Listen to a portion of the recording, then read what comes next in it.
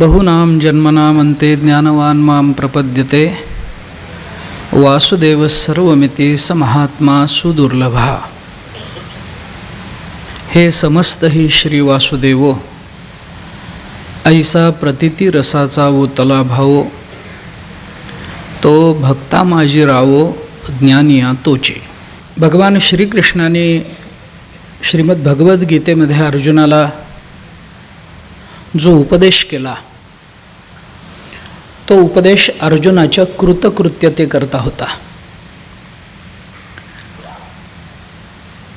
अंतःकरणामध्ये निर्माण झालेले वैचारिक विकल्प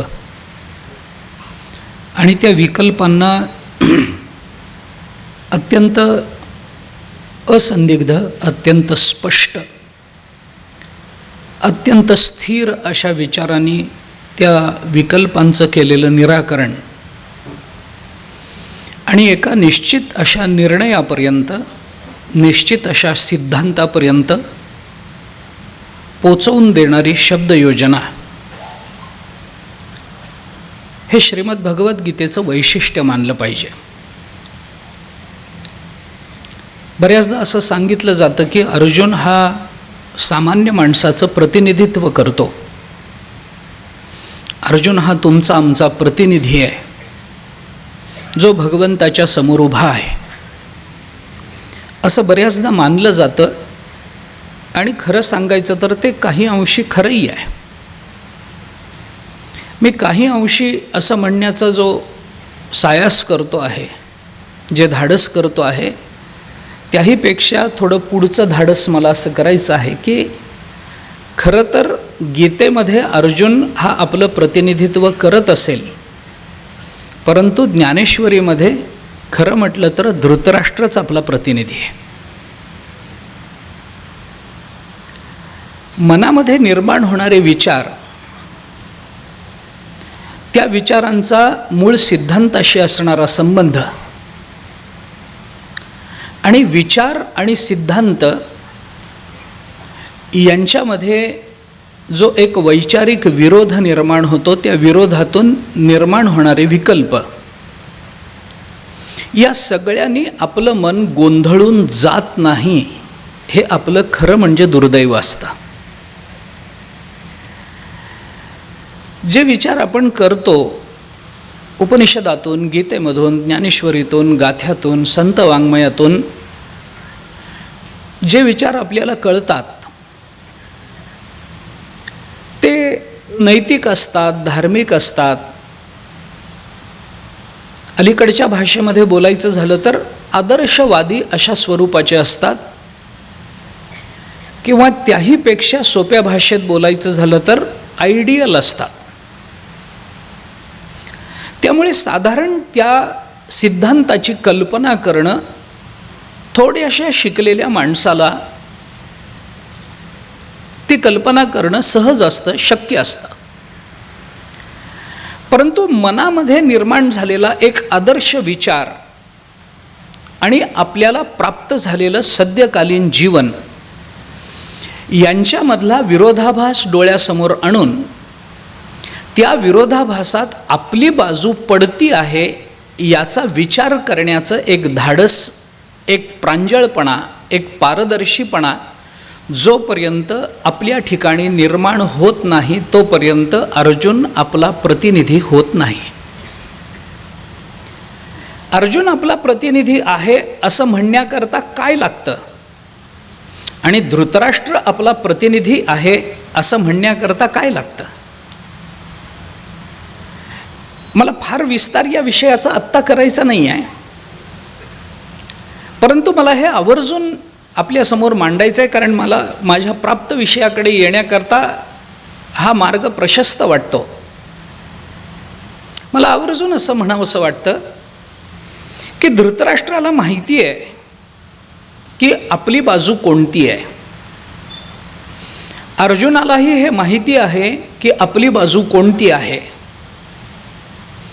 सत्याची बाजू असूनही अर्जुनाच्या मनात विकल्प आहेत, आणि असत्याची बाजू असूनही धृतराष्ट्राच्या मनामध्ये निश्चिती आहे आपण नेमके कुणाच्या जवळ चाललो आहोत। आपली बाजू सत्य असून आपल्या मनात जर विकल्प येत असेल तर आपल्या विचारामध्ये, आपल्या मनोधारणेमध्ये काय बदल केले पाहिजेत याचा एका बाजूने विचार आहे. आणि दुसऱ्या बाजूने आपली बाजू असत्य असूनही आपल्या मनामध्ये कोणताही विकल्प निर्माण होत नाही, याच्याकरता कुठेतरी आपली संवेदनशीलता तपासून पाहण्याची नितांत आवश्यकता आहे. या दोन टोकांवर जोपर्यंत आपण विचाराला प्रवृत्त होत नाही तोपर्यंत खऱ्या अर्थाने आपण सुशिक्षित अथवा किंवा अर्जुन आपलं प्रतिनिधित्व करणारा आहे असं म्हणण्याचं धाडस आपल्याला करता येत नाही. माझी भाषा कदाचित थोडी अवघड वाटत असेल, मी बोलतो ते कदाचित कुणाला पटेल किंवा न पटेल, परंतु गीता आपल्याला ज्या पद्धतीनं बोलते, अर्जुन ज्या पद्धतीनं भगवंताकडे पाहतो आहे, समोर निर्माण झालेला प्रसंग हा अगदी साधा आहे. युद्धाकरता प्रवृत्त झालेला अर्जुन रणांगणावर उभा आहे आणि रणांगणावर आपल्या समोर आपल्या शत्रू पक्षामध्ये त्याला आपले नातेवाईक दिसत आहेत आणि या नातेवाईकांना मारून आपल्याला राज्य मिळवणं हे प्रशस्त नाही आहे हे त्याला कळतं आहे. त्याकरता त्याच्याकडे त्याच्या दृष्टीने, त्याच्या बुद्धीने काही तार्किक मीमांसा आहे, तार्किक कारण परंपरा आहे, पण ही तार्किकच आहे, याला कोणताही तात्विक आधार नाही, याचीही कुठेतरी अल्पस्वल्प जाणीव त्याच्या अंतःकरणात आहे. आणि म्हणून तो भगवंताला विचारतो आहे की देवा मी काय करू, मी काय केलं म्हणजे माझ्या मनाला समाधान मिळेल. यांना मारण्यापेक्षा मी माझं धनुष्यबाण खाली ठेवतो, यांना मारून राज्य भोगण्यापेक्षा या राज्याचा त्याग करणं मला जास्त प्रशस्त वाटतं. अशा एका निर्णयापर्यंत पोचणारा अर्जुन ज्या भूमिकेतून तिथपर्यंत जातो आहे ती भूमिका परिपूर्ण नाही आहे, ती भूमिका व्यापक नाही आहे, ती भूमिका जगताला दिशा देणारी नाही आहे. त्या भूमिकेतून विचाराला निश्चिती येणार नाही, विचाराची परिसमाप्ती होणार नाही, याची कुठेतरी अर्जुनाला जाणीव आहे. आणि म्हणून अर्जुन देवाला असं विचारतो की देवा मी काय करू, युद्ध करू का नको करू. अर्जुनाने युद्ध केलं पाहिजे ही भगवंताची इच्छा आहे. आणि म्हणून अर्जुन जर आपल्याला गुरुत्व देत असेल, अर्जुन जर आपल्याला आदर्श मानून आपल्याकडून काही विचारापर्यंत पोचत असेल तर तू युद्ध केलं पाहिजेस या एका वाक्याने अर्जुनाला युद्ध प्रवृत्त करणं हे भगवंताला शक्यही होतं. परंतु तसा कोणताही प्रयत्न न करता भगवंताने अर्जुनाच्या समोर अशा पद्धतीनं विषय मांडला की अर्जुनाला निर्णय घेणं सोपं गेलं. आणि फक्त आज्ञार्थक क्रियापदं न वापरता भगवंताने अर्जुनाला ज्या विचाराच्या निश्चितीपर्यंत आपल्याला जायचं आहे त्या विचाराच्या मुलापासून ते त्या विचाराच्या परिपूर्ण अवस्थेपर्यंत ज्या पद्धतीनं प्रक्रियात्मक भूमिका मांडणं आवश्यक असतं तशा पद्धतीची भूमिका, तशा पद्धतीचा विचार मांडून दिलेला आपल्याला गीतेमध्ये दिसतो. आपण गीता वाचणारी मंडळी आहोत, गीतेचा अभ्यास करणारी मंडळी आहोत. या गेल्या 2 वर्षाच्या या कोरोनाच्या काळामध्ये अनेकांनी गीता मुखोद्गत केली आहे. अनेकांना गीता वाचावी, गीतेबद्दल काही चिंतन करावं अशा प्रेरणा जाग्या झाल्या आहेत. त्या भयानं असतील, विचारानं असतील, कशानेही असतील, पण त्या चांगल्या आहेत. आपण गीतेचा अभ्यास करतो आहोत, गीतेचे आपण अभ्यासक असू तर गीतेच्या शब्दांचा अभ्यास करून गीता कळणार नाही याचीही जाणीव आपल्याला या दरम्यानच्या काळामध्ये झाली असेल. मला बोलायचं ते असं की गीतेचा श्लोक वाचून श्लोकातल्या प्रत्येक पदाचा अर्थ लक्षात घेऊन श्लोकाचा अन्वय लावून श्लोकाचा अर्थ आणि त्याच्यावर थोडंसं निरूपण करता येणं, याला गीता कळली असं म्हणायला गीतेवरचे कोणतेही अधिकारी तयार नाही आहेत. गीतेचा अभ्यास हा असा नाही आहे थोडासा संकोचानं जर विचार मांडायचा झाला तर पहिल्या अध्यायापासून 18व्या अध्यायापर्यंत भ्रमित झालेल्या अर्जुनापासून नष्टो मोहा असं अभिमानानं सांगणाऱ्या अर्जुनापर्यंतचा जो विचाराचा प्रवास आहे, त्याच्यामध्ये प्रत्येक अध्यायामध्ये अर्जुनाच्या विचारामध्ये नेमके कोणते बदल झालेले आहेत याचा शोध घेत पुढे जाणं हे गीतेच्या अभ्यासाकरता आवश्यक असतं. पहिल्या अध्यायामध्ये नको म्हणणारा अर्जुन शेवटच्या अध्यायामध्ये मी करीन असं जर म्हणत असेल तर नकारात्मक भूमिकेकडून सकारात्मक भूमिकेकडे येण्याकरता जी विचाराची प्रगल्भता आणि विचाराची परिपूर्णता निर्माण व्हावी लागते ती कोणकोणत्या टप्प्यावर कशा कशा पद्धतीनं निर्माण झालेली आहे याचा शोध घेणं हा गीतेचा अभ्यास आहे. अर्जुनाच्या व्यक्तिमत्वामध्ये, अर्जुनाच्या विचारामध्ये अध्यायागणिक होणारी परिवर्तनं आणि परिपक्वतेकरता एक एक टाकलेलं पुढचं पाऊल तपासणं, शोधणं आणि त्या प्रत्येक शोधामध्ये आपल्या जीवनाचं अंतर्मुख होऊन चिंतन करणं हा गीतेचा अभ्यास आहे. गीतेचा अभ्यास कसा करावा हे सांगणारा मी अधिकारी नाही आहे, पण ज्ञानेश्वर महाराजांनी ज्या पद्धतीने गीतेवर भाष्य केलं आहे, ज्ञानेश्वर महाराज गीतेच्या संबंधाने आणि अर्जुन या व्यक्तिमत्वाच्या संबंधाने जी परिवर्तनाची आणि वैचारिक विकासाची जी भाषा वारंवार बोलून दाखवतात, त्याच्यामध्ये होणारी वैचारिक परिवर्तनं ज्या पद्धतीनं मांडत जातात, त्याच्यातून गीतेचा अभ्यास कसा करावा याची काही सूत्र सापडण्याची शक्यता आहे. आणि याकरता म्हणून मी बोलतोय. भगवंताने अर्जुनाला एका वाक्यामध्ये तू युद्ध कर, बाकीचं आपण नंतर बोलू, आत्ता युद्ध करणं आवश्यक आहे, बाकीचा विचार आपण निवांत झाल्यावर तू युद्ध जिंकून घरी ये आणि मग तुला एकदा राज्य मिळालं की नंतर काही काम नसेल त्यावेळेला मी तुला सांगतो की आपण युद्ध का करणं आवश्यक होतं, असं नाही म्हटलंय. भगवान तिथेच रणांगणावर अर्जुनाला हे सगळं बोलून दाखवतायत. युद्धाची पार्श्वभूमी ही ज्ञानाच्या प्राप्तीकरता कितपत संयुक्तिक ठरते हाही एक चिंतनाचा प्रश्न आहे.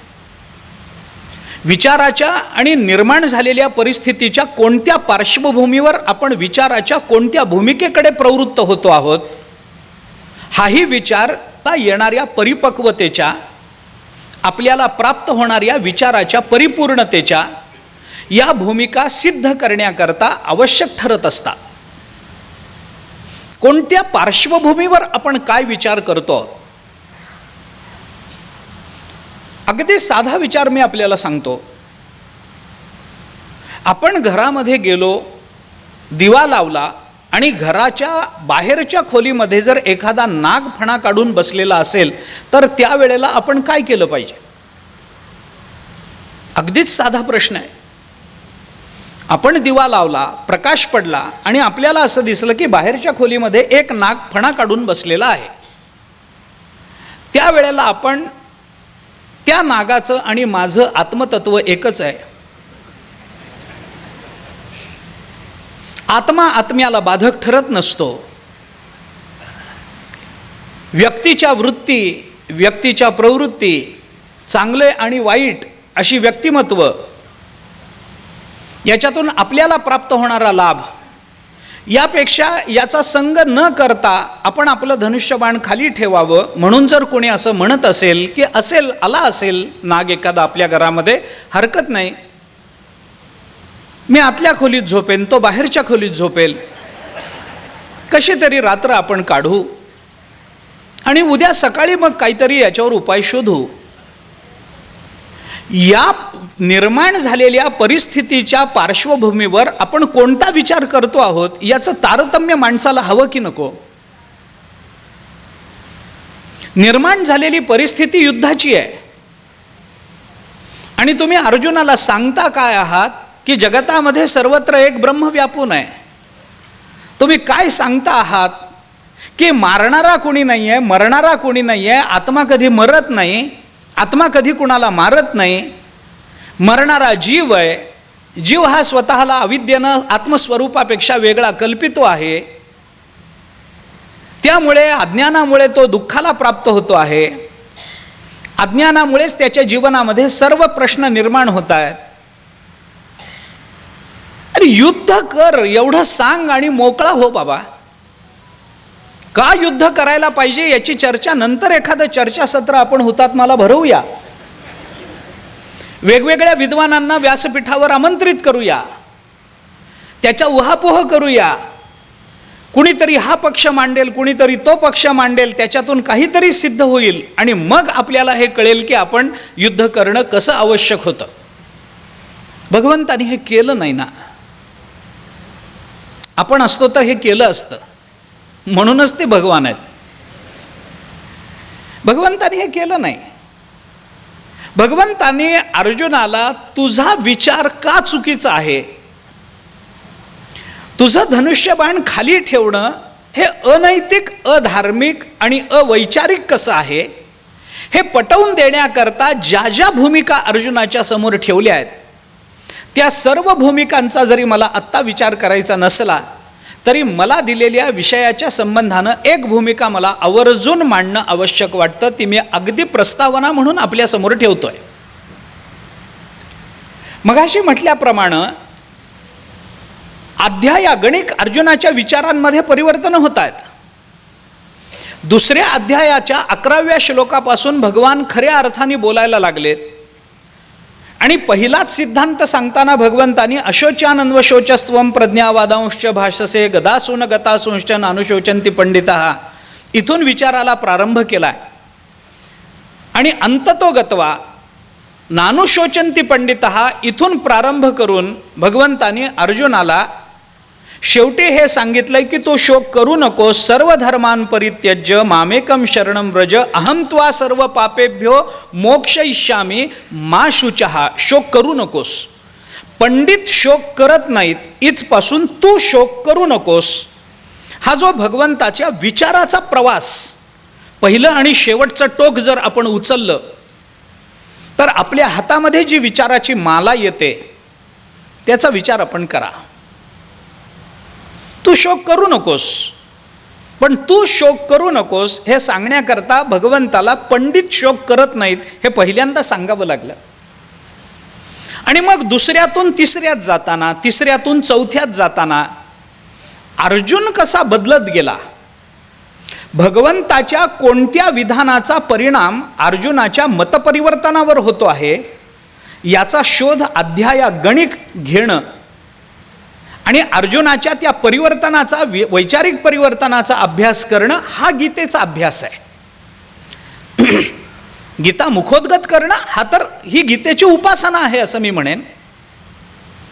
गीतेचा अर्थ अन्वय लावून गीतेचा अर्थ सांगता येणं आणि गीतेच्या श्लोकावर प्रवचन करता येणं ही सुद्धा मी गीतेची उपासनाच म्हणेन. पण गीतेच्या विचाराचं काय, या गीतेमध्ये आम्ही स्वतःला कुठे शोधतो आहोत. बदलणाऱ्या अर्जुनाच्या नेमक्या कोणत्या बदलाचा आणि आपल्या स्वभावाचा समान धर्म आपल्याला विचाराने सापडतो आहे. हे साधर्म्य नक्की कुठे आहे. अर्जुन कुठे आपल्या जवळ आल्यासारखा वाटतो आहे आणि कुठल्या अध्यायामध्ये अर्जुन आपल्यापासून पुढे निघून गेलेला आहे हे आपल्याला कधी जाणवतं, कोणत्या विचारांनी जाणवतं. भगवंताच्या अशा कोणत्या वाक्याचा परिणाम अर्जुनावर त्या विवक्षित अध्यायामध्ये झालेला आहे. 5वा अध्याय का महत्वाचा, 6वा अध्याय का महत्वाचा, 9वा अध्याय संपूर्ण गीतेमध्ये राजविद्या राजगुह्य म्हणून येतो का महत्वाचा. याच्यामध्ये असं कोणतं गुह्य भगवंतांनी सांगितलंय की ज्याच्याने अर्जुन 8व्या अध्यायापेक्षा 9व्या अध्यायात अधिक जास्त प्रगल्भ झाला, अधिक जास्त समंजस झाला. निर्माण झालेल्या परिस्थितीकडे बघण्याची त्याला एक स्वतंत्र दृष्टी मिळाली आहे. किंवा शुद्ध मराठीत बोलायचं झालं तर अर्जुन कसा मॅच्युअर झालाय याचा शोध घेणं आवश्यक नाही आहे का. अर्जुनाची भूमिका कशी बदलत गेली. म्हणून पंडितापासून, पंडित शोक करत नाहीत इथपासून अर्जुना तू शोक करू नकोस, हा इथपर्यंतचा जो प्रवास आहे, या प्रवासामध्ये प्रत्येक अध्यायामध्ये मी मुद्दाम आपल्याला हे आवर्जून सांगेन, दुसऱ्या अध्यायामध्ये पंडित या शब्दाने सुरू केलेला तो विचार, प्रत्येक अध्यायामध्ये अर्जुनाला जो जो विचार भगवंतानी सांगितला त्या त्या विचाराच्या सिद्धीकरता भगवंतानी प्रत्येक अध्यायामध्ये अर्जुनाला अशा एका महापुरुषाचं उदाहरण डोळ्यासमोर ठेवून दिलेलं आहे. अशा महापुरुषाची वर्णनं अर्जुनासमोर केलेली आहेत की नुसता विचार आत्मसात न करता असा विचार ज्यांनी आत्तापर्यंत आपल्या जीवनामध्ये पचवलेला आहे, ज्यांच्या कृतीतून आणि ज्यांच्या आचरणशीलतेतून अशा पद्धतीचा विचार एका वेगळ्या कृतीतून अभिव्यक्त झालेला आहे, त्या अभिव्यक्तीचा अभ्यास भगवंतांनी सांगितलेल्या विचाराच्या पार्श्वभूमीवर आणि अधिकरणावर करणं हे अर्जुनाला भगवंतांनी त्याचं कर्तव्य म्हणून समोर ठेवलेलं आपल्याला गीतेमध्ये दिसून येतं. विचाराचा विषय काय आहे हे लक्षात, माझं बोलणं अवघड आहे मला माहिती आहे, मला याची कल्पना आहे, वाक्य खूप मोठं झालं आहे, मला याची कल्पना आहे की मी आत्ता साहित्य संमेलनात बोलत नाही आहे, मला प्रवचनच करायचं आहे, मला साहित्यिक भाषा बोलायचीच नाही आहे. परंतु मी एवढ्या करता आपल्याला हे सांगतो आहे की प्रत्येक अध्यायामध्ये जो विचार अर्जुनाला नव्यानं कळालेला आहे त्या प्रत्येक अध्यायामध्ये भगवंताने अर्जुनाला काही भक्ताची, संतांची, महापुरुषाची उदाहरणं दिलेली आहेत. दुसऱ्या अध्यायामध्ये अर्जुन जेव्हा भगवंताला विचारतो आणि भगवान जेव्हा सांगायला लागतात, आणि हे पंडित असे असतात, हे पंडित कधी शोक करत नाहीत वगैरे सांगत असतात, असा विचार, अशा अनेक नंतर आलेला नासतो विद्यते भाव नाभाव विद्यते सता हा विचार, त्याच्या पुढे येणारं अविनाशी तू तद्विद्धी येन सर्वमिदं ततं हा विचार, अशा विचारानं एक एक पाऊल पुढं नेत नेत शेवटी भगवान अशा एका टप्प्यावर अर्जुनाला आणून उभं करतायत की अर्जुनाला तिथं हे विचारणं क्रमप्राप्त, आवश्यक आणि कर्तव्य वाटतं की देवा स्थितप्रज्ञाची लक्षणं काय आहेत, काय कारण आहे. तुम्ही जर अर्जुनाला हे सांगत आहात की नासतो विद्यते भावो नाभावो विद्यते सतः हाच एवढा सिद्धांत आहे, तर मग उभयोरपि दृष्टोंतस्त्वनयो तत्वदर्शीभी या तत्वदर्शींचा विचार मांडण्याचं काय कारण आहे. तुमचा विचार तत्वदर्शींच्या संबंधानं नाही आहे, तुमचा विचार या श्लोकातल्या पूर्वार्धात घेऊन गेलाय. नासतो विद्यते भाव नाभावो विद्यते सतः, जे सत आहे त्याचा अभाव होत नाही आणि ज्याचा अभाव होतो ते कधी सत राहत नाही. सताचा विचार सांगणं, उचित अनुचिताचा विचार सांगणं, खऱ्या खोट्याचा निर्णय करणं एवढ्यापुरताच तुमचा विचार आहे. त्याचंच लक्षण तुम्हाला सांगायचं आहे. खरं म्हणजे काय, जे नाश पावत नाही ते, आणि खोटं म्हणजे काय, जे टिकत नाही ते. संपलं, एवढंच तुम्हाला बोलायचं होतं. पण भगवंतानी त्याचा उत्तरार्ध जोडून देताना पुढे असं सांगितलं, उभयोरपि दृष्टोंतस्त्वनयो तत्वदर्शिभी. कशासाठी या तत्वदर्शींना हे कळतं म्हणून सांगताय. तुम्हाला काय सांगायचंय हे अर्जुनाला किती कळतं एवढंच पहा. हे तत्वदर्शींना कळतं, हे तत्वदर्शींना मध्ये आणण्याचं कारण काय. असे अनेक श्लोक मी आपल्याला गीतेमध्ये दाखवीन. आणि अर्जुनाच्या विचाराला भगवंताने अशा एका भूमिकेवर आणून ठेवलेलं आहे, अशी उत्सुकता अर्जुनाच्या अंतःकरणामध्ये त्या शब्दांनी निर्माण केलेली आहे की त्या टप्प्यावर आल्यावर अर्जुन देवाला असं विचारायला अर्जुनाला भाग पडतं आहे की अर्जुन म्हणतो, देवा हे काय आहे मला सांगा, हे स्थितप्रज्ञ कसे असतात, या स्थितप्रज्ञाची लक्षणं काय. स्थितप्रज्ञस्य का भाषा समाधिस्तस्य केशव स्थितगे किम प्रभाषेत किमासेत व्रजेत किम. अर्जुनाला विचार करायला भगवंतानी भाग पाडले. तिसऱ्या, चौथ्या आणि पाचव्या अध्याय बरं इथपर्यंत झालं. स्थितप्रज्ञाची लक्षणं सांगून झाली. हा स्थितप्रज्ञ असा असतो, तसा असतो, तो असं करतो, तो विषयाच्या नादाला लागत नाही, त्याला आलेल्या परिस्थितीमध्ये त्याच्या मनामध्ये कोणत्याही पद्धतीचा विकार निर्माण होत नाही, अमुक नाही तमुक नाही, ते सगळं सांगितलं. तो असा आत्मस्वरूपाशी एकरूप झालेला असतो, एकनिष्ठ असतो, अमुक आहे तमुक आहे, सगळं सांगून झालं. आता स्थितप्रज्ञ कळल्यानंतर भगवंतानी हे सोडून द्यायला पाहिजे ना. उपाधी माझी गुप्त चैतन्य असे सर्वगत हे तत्वज्ञ संत स्वीकारिती.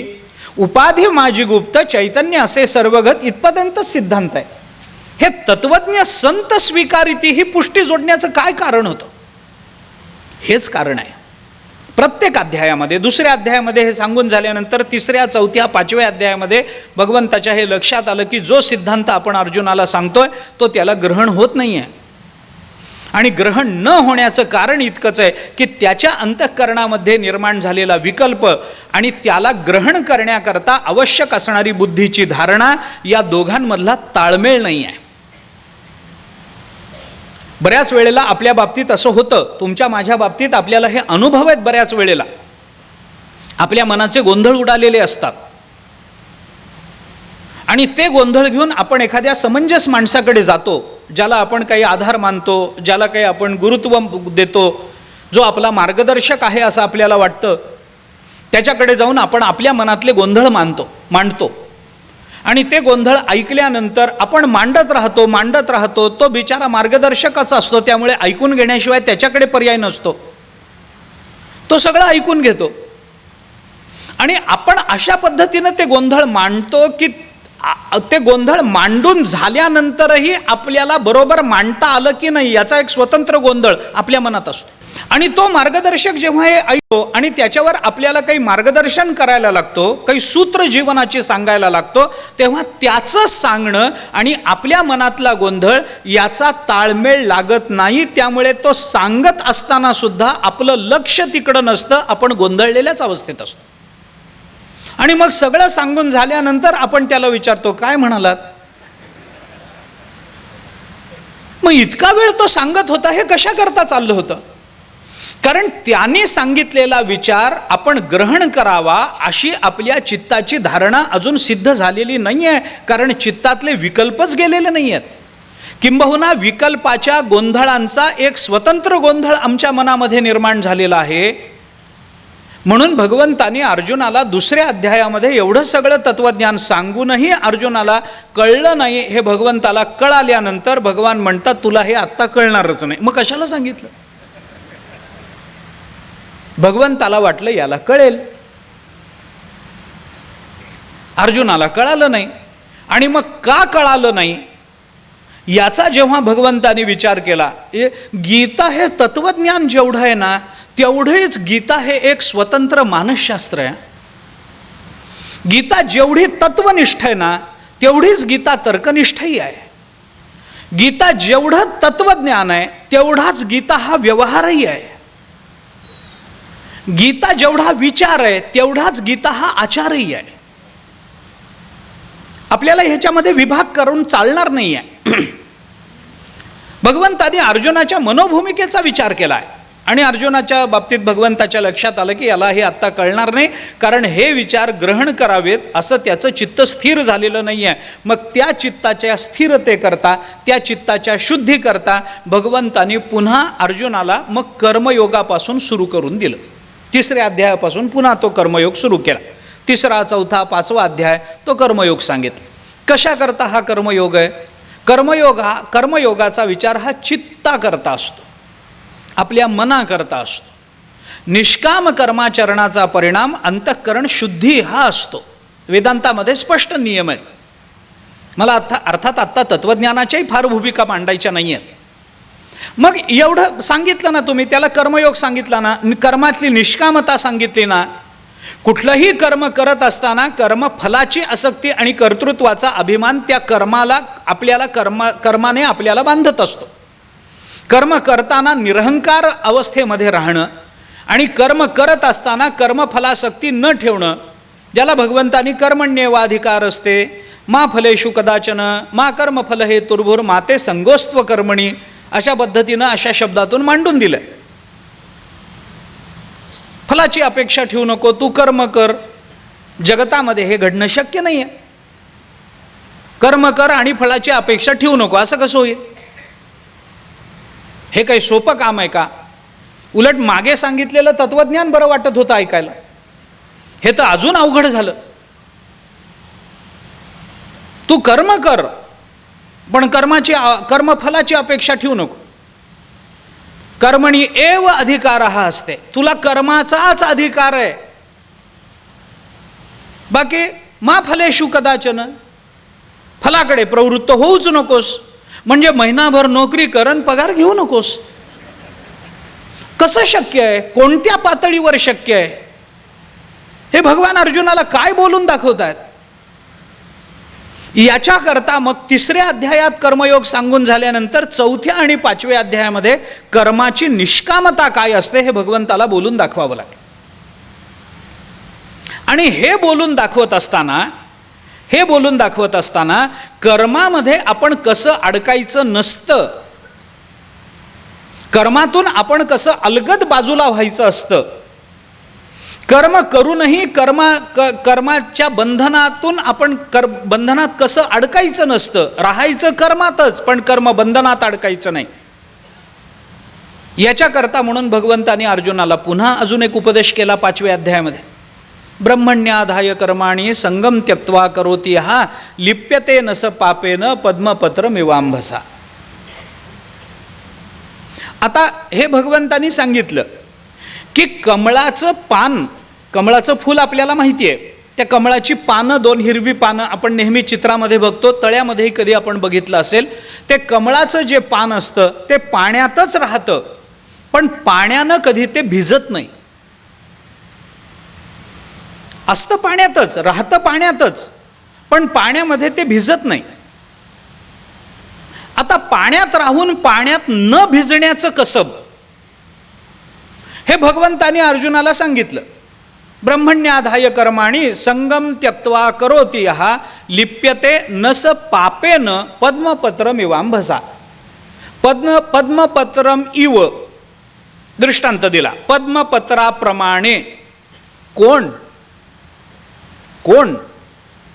त्याला ज्ञानोबरायांनी खाली सर्वनामानेच ज्ञानोबरायांनी त्याचा उल्लेख केला. तो कर्म करी सकळे परी कर्म बंधा नाकळे जैसेन सिंपे जळी जळे पद्मपत्र.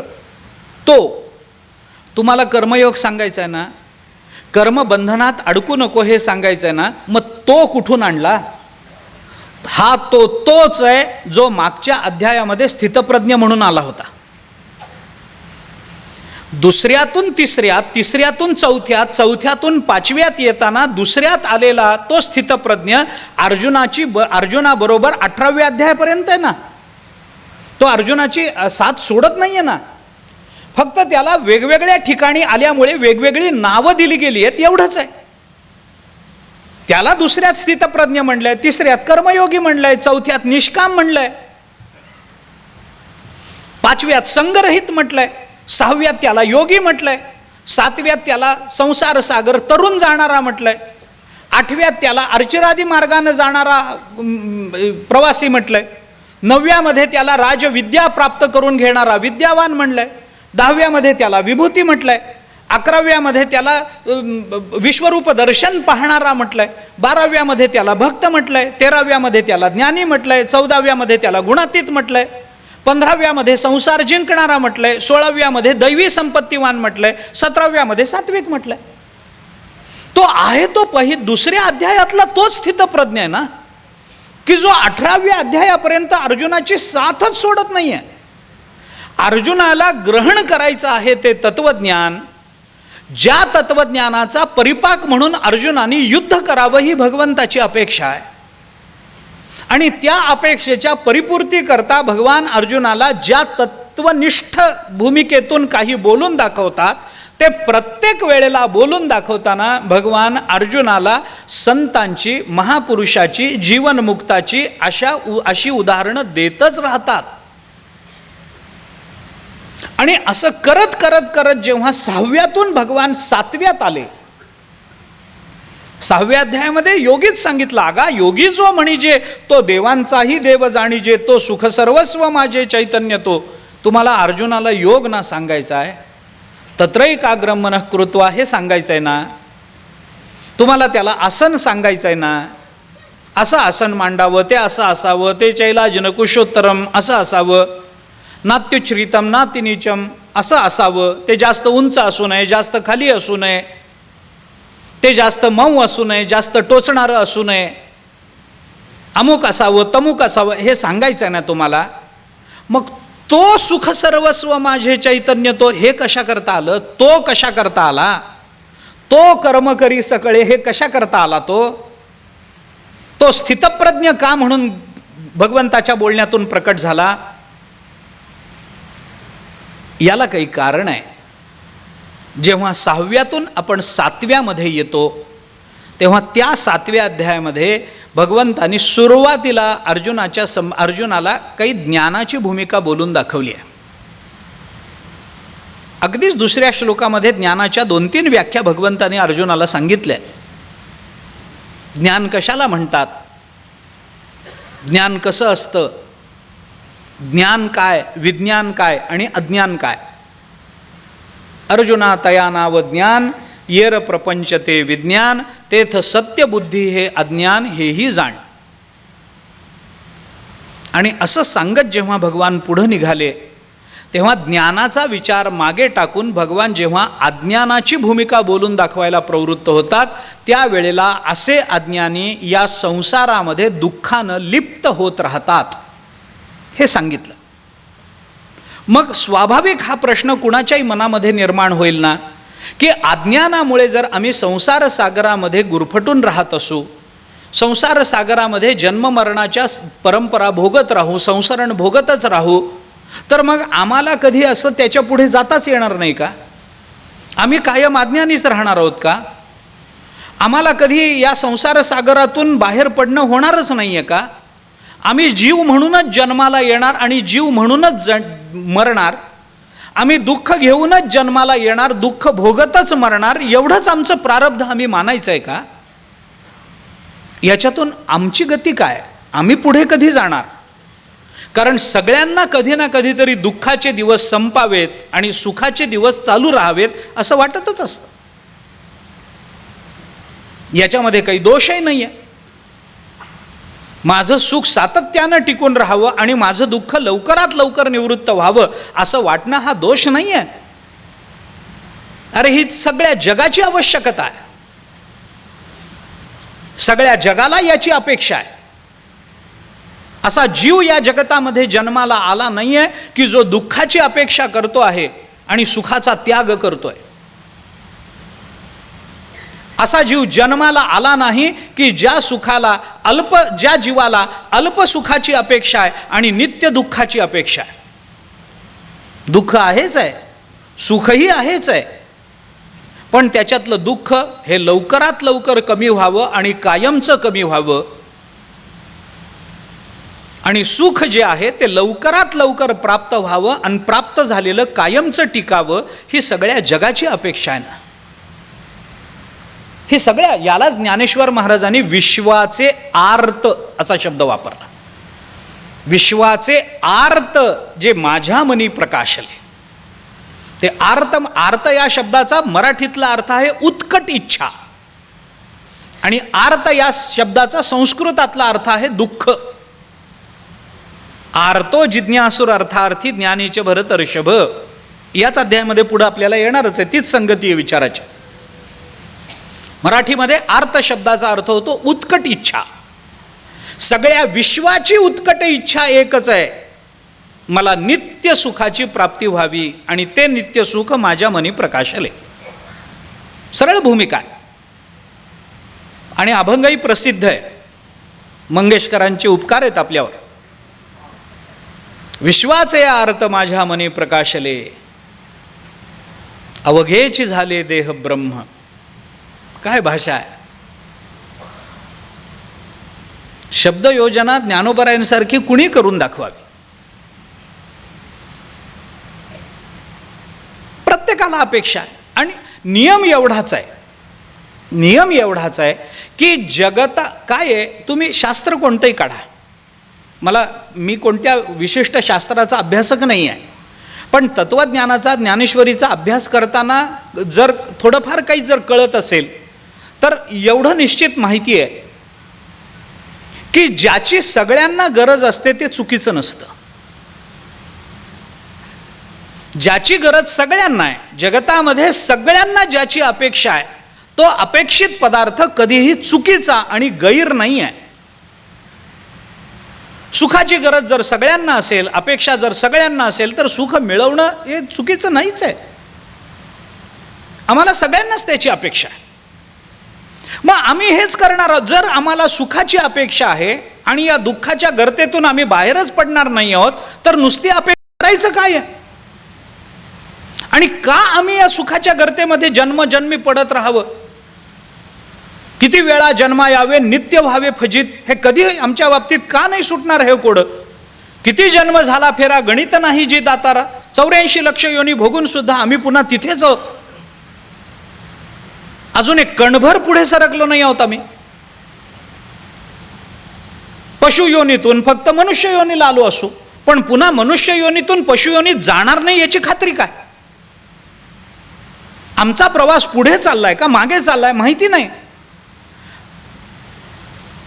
पूर्वजन्म आणि पुनर्जन्म मानण्याची भारतीय संस्कृतीची परंपरा असल्यामुळे मागच्या जन्मी आम्ही कोण होतो हे आम्हाला माहिती नाही. त्यामुळे पुढचा जन्म आमचा पुढचा पुढे नेणारा आहे का पुन्हा मागे नेणारा आहे हे माहित नाही, सांगता येत नाही. आम्ही का ह्याच्यात अडकून पडलो? आणि हे सांगताना मग भगवंतानी अर्जुनाला सांगितलं, अर्जुना याला एकच कारण आहे बाबा, अज्ञान. आणि हे कोणतं अज्ञान, कसं अज्ञान? मग भगवंतानी सांगितलं, दैवी हेषा गुणमयी मम माया दुरत्यया मामे वये प्रपद्यन्ते माया मेताम तरंती ते. हे 7व्या अध्यायात आपल्या प्रस्तुत विषयाच्या चिंतनाला इथून प्रारंभ आहे.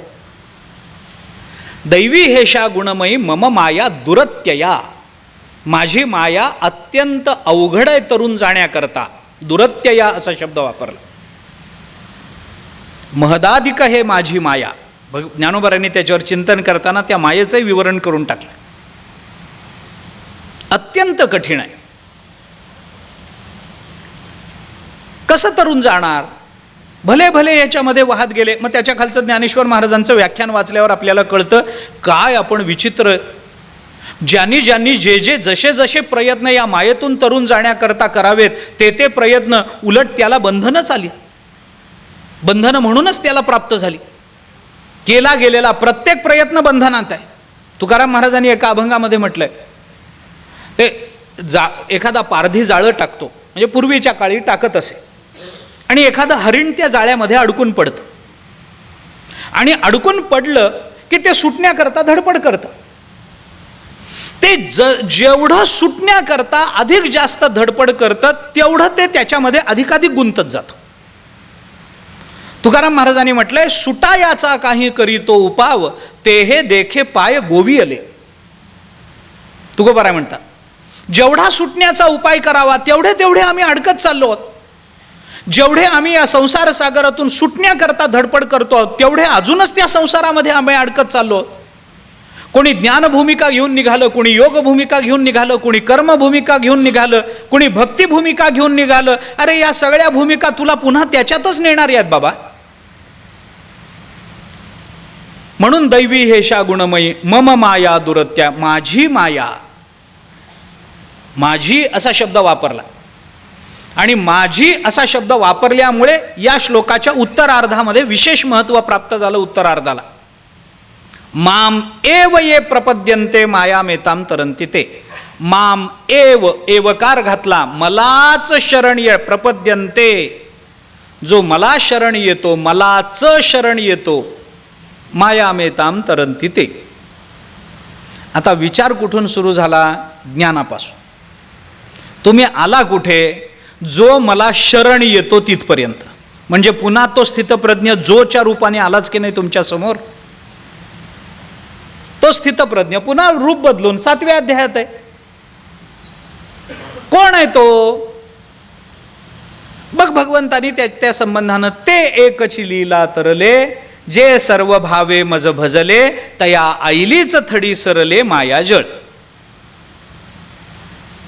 तुकाराम महाराजांनी त्याच्याही पुढे जाऊन, अरे हे भवनदी आड नवतीसी झाली कोरडीच चाले जावे पायी. तुकाराम महाराज त्या पुढे जाऊन बोलतात, नाहीच आहे. मग माझी माया म्हणजे काय? कल्पनाच आहे. हे देवाने पुढं सांगितलं, हे एवढ्या लवकर सांगितलं नाही. एवढ्या लवकर सांगितलं असतं तर 8व्या अध्यायाला जन्मच झाला नसता. 8व्या अध्यायाचा 7व्यातच सगळं संपलं असतं. ज्याला माया ही कल्पना आहे हे कळतं ना, त्याला ब्रह्म हे सत्य हे सांगायची वेगळी गरज राहत नाही. वेदांताच्या नियमानुसार आम्हाला पाठ आहे म्हणून आम्ही सांगतो, कळलं नाही आहे.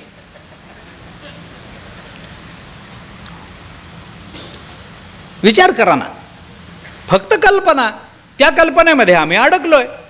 आणि कल्पना या संकल्पनेचा स्वभावच असा आहे. ऐका, थोडा श्लेष म्हणून सांगतो. कल्पना या संकल्पनेचा स्वभावच असा आहे की ती कल्पना जेवढे जास्त दिवस आम्ही मनामध्ये ठेवू तेवढी जास्त ती कल्पना आम्हाला कल्पना करायला भाग पडते. मला माहीत नाही किती जणांना पटलं कळलं माहीत नाही, पण मी पुन्हा सांगतो, कल्पना या संकल्पनेचा स्वभावच असा आहे की ही कल्पना जेवढे जास्त दिवस आम्ही आमच्या मनामध्ये ठेवू तेवढी ती कल्पना आम्हाला भिन्न भिन्न कल्पना करायला भाग पाडत असते. एकातून दुसरी, दुसऱ्यातून तिसरी, तिसऱ्यातून चौथी, बरं या सगळ्याच कल्पना आहेत. मी गंमत म्हणून एक उदाहरण सांगत असतो या संबंधात. कल्पना करा तुम्ही घरात एकटे आहात, गल्लीतले सगळे बाहेर गेले, घरात कोणी नाही, आजूबाजूला कोणी नाही, आणि आपल्या घराला आग लागली. घरातून जे बाहेर गेले त्यांना रात्री यायला उशीर होणार होता म्हणून ते बाहेरून कडी लावून कुलूप लावून गेले. मला सगळीच काळजी घेतली पाहिजे.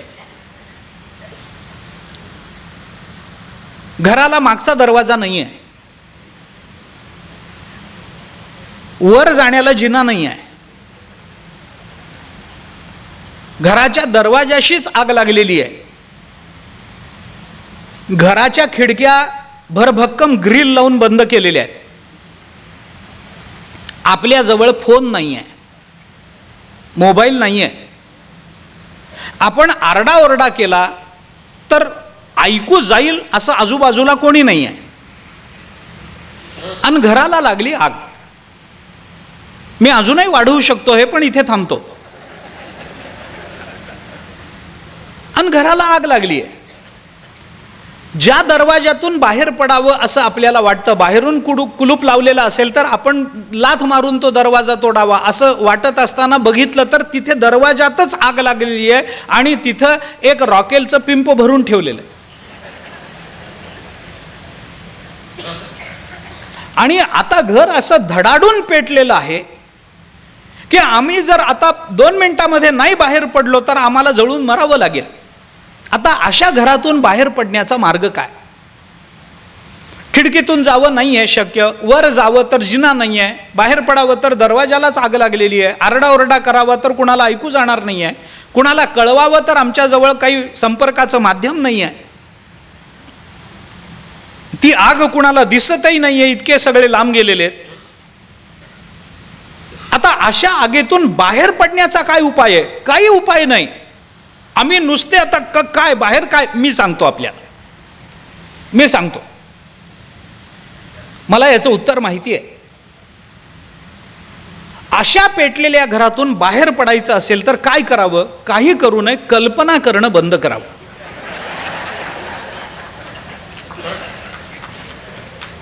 मी आपल्याला सुरुवातीला बोललो की कल्पना करा आपण घरात एकटे आहोत आणि घर पेटलं. कल्पना करणं बंद करावं. आपण मोकळेच आहोत, हे काही झालेलंच नाही आहे. पण हे कळण्याकरता मला 10 मिनिटं घालवावी लागली, भगवंताला 15 अध्याय घालवावे लागले.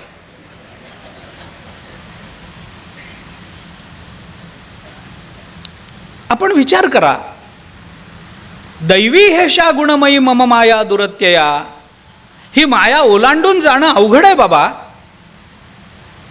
कसं ओलांडून जाणार? नारायण परो मायाम मंजस्तरती दुस्तराम, 11 स्कंधामध्ये नाथ महाराजांनी फार गोड विवरण केलं याच्या खाली. आपण बघा भागवत, नारायण परो मायाम मंजस्तरती दुस्तराम मम माया दुरत्यया, समान शब्द आहेत. उद्धवाला उपदेश करणं काय ना अर्जुनाला उपदेश करणं काय? उपदेश करणारे एकच भगवान आहेत. तीच भूमिका एकादश स्कंधात आहे, तीच भूमिका गीतेत आहे. अरे जे अभिमानानं आम्ही ज्ञानाच्या जोरावर या संसारातून तरुण जाऊ असं म्हणणाऱ्यांना या संसारातल्या कामक्रोधाधिक विकारांनी, त्या नदीतल्या कामक्रोधाधिक मकरांनी चावून चोथा करून चगळून थुंकून दिलंय आणि हे म्हणतात आम्ही ज्ञानाच्या जोरावर तरुण जाऊ. जे जे करावे साधन तव तव रिघे साधनाभिमान, एकनाथ महाराजांनी म्हटलंय. आम्ही जे जे साधन करण्याचा प्रयत्न करतो ते ते साधन आम्हाला उलट अडकवत जातं, त्याचा अभिमानच निर्माण होतो. ज्ञानमार्गाने जाणाऱ्याला असं वाटतं की बस मजहुनी ज्ञानी कोण आहे. तुकाराम महाराजांनी म्हटलं अल्पविद्यापरी गर्व शिरोमणी, मजहुनी ज्ञानी कोण आहे. थोडं कळालेलं असतं त्याला वाटतं माझ्या एवढा ज्ञानी कोण. कर्ममार्गानं जाणाऱ्याला वाटतं माझ्या एवढं शुद्ध अंतःकरण कुणाचं. योग मार्गाने जाणाऱ्यांना तर वेगळाच अभिमान असतो. माणसं अभिमान, योगा केल्याशिवाय आपला दिवस संपत नाही. तो योगान हा योग हे योगायोगानंही एकत्रित येत नाहीत. काय कारण आहे. पण तरी सुद्धा माणसं त्या त्या साधनेचा अभिमान मिरवतातच ना. आपण मिरवतोच ना. माझ्यासारखं चांगलं प्रवचन करणारा कोणी नाही वाटू शकतं मला. ज्या चिंतनातून मला माझ्या जीवनाचा मार्ग सापडावा, परिपूर्णतेचा मार्ग सापडावा, ज्या प्रवचनातून, ज्या प्रवचन सेवेतून मला भगवत तत्वाची प्राप्ती व्हावी असं मला वाटतं, तेच प्रवचन माझ्या भगवत तत्वाच्या आड येणारा प्रतिबंध होतोय ना, मग होईल ना. काय करू काय. मामेव ये प्रपद्यन्ते मायामेताम तरंती ते. फक्त मला एकट्याला शरण ये. सर्व धर्मान परित्यज्य माम एकम शरणम व्रज. तमेव शरणम गच्छ सर्व भावेन भारत. आपण गीता वाचा, अनेक प्रमाणे आपल्याला या संदर्भातली सापडतील. फक्त शरण या, मला एकट्यालाच शरण ये. मामेव एवकार घालून बोलणं आहे. माम एकम शरणम व्रज, मला एकट्याला शरण जा. ही जी भाषा आहे, मग असं शरण आलेलं कुणी आहे का की ज्यांना असा संसार सागर तरुण जाता आला. भगवान म्हणाले आहे ना, जे सर्व भावे मज भजले. ज्यांनी सर्व भावाने माझी भक्ती केली ते आहेत ना. तया आईलीच थडी सरले मायाजळ. त्यांना अलीकडच्या तीरावरच मायाजळ संपून गेलं, त्यांना तरुण जाण्याची वेळच आली नाही. तरुण जावं असं काही त्यांच्याकरता मी ठेवलंच नाही.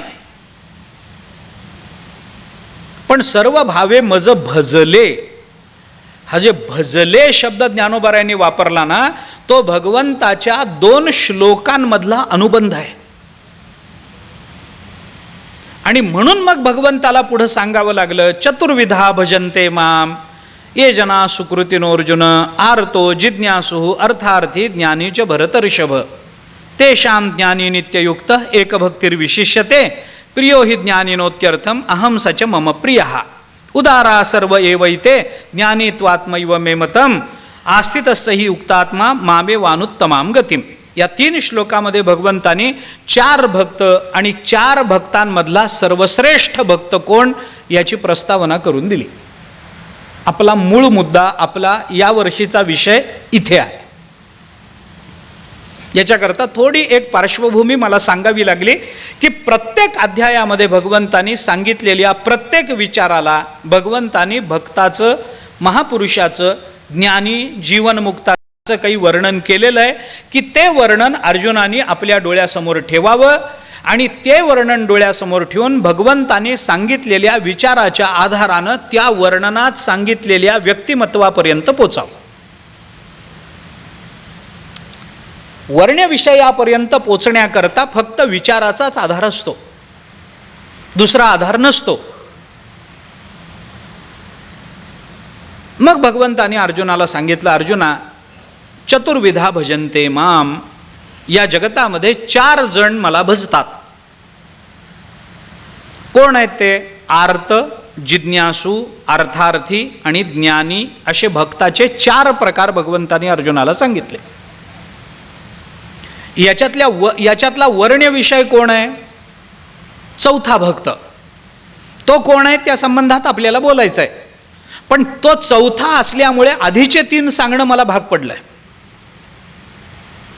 आर्त, जिज्ञासू, अर्थार्थी, ज्ञानीचे भरतर्षभ. बरं, हे कसे आहेत सगळे?